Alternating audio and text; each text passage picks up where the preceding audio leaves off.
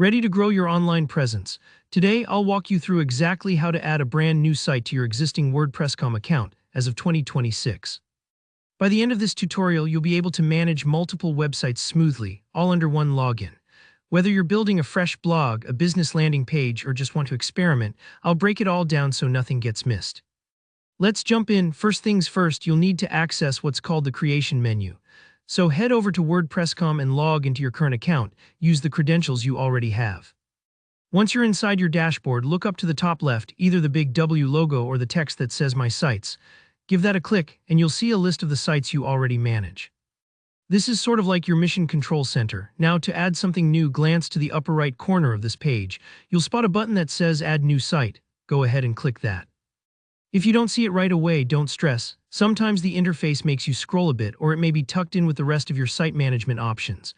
With that click, you've started the process, and here, where WordPress asks you how you want to set things up. You'll have a handful of options, a little more choice than in years past. Create Fresh is perfect if you want a blank slate ready to customize from the ground up.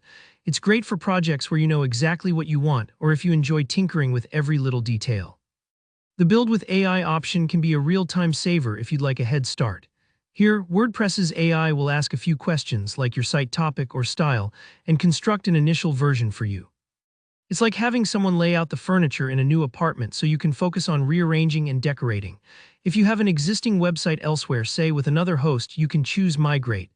This walks you through transferring your content over, keeping your posts and images intact.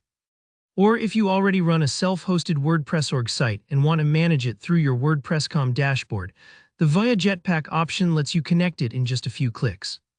Whichever path you pick, WordPress will guide you along, so don't worry about making a mistake here. You can always backtrack if you change your mind. Next up is configuring your new site's identity and plan. This sounds fancy, but it's really about giving your site a name and picking the right level of service. You'll be prompted to enter a domain, maybe it's miblog, WordPress.com as a free subdomain, or you can register something custom if you want your site to look extra professional.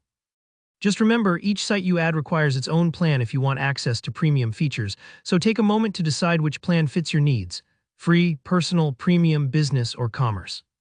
The free plan is great for simple personal projects, but if you need advanced themes, e-commerce, or business tools, think about investing in business or commerce. Finally, you'll choose a theme. This is the look and feel of your new website, and WordPress makes this super visual. Browse through the templates, preview them, and imagine how your content would look. You can always change this later, so don't stress about finding the perfect one right now. After setup, managing multiple sites is a breeze. Just click that W logo anytime to jump back to your site list. From there, select whichever site you're working on today. Remember, your overall WordPress.com account is the master key. You're in control with admin access across everything you create. And that's it, you've added a brand new site to your WordPress.com account. If you found this walkthrough helpful, don't forget to like the video, leave a comment if you have any questions or want to share what you're building, and make sure to subscribe for more hands-on tutorials. Thanks for watching, and I'll see you in the next one.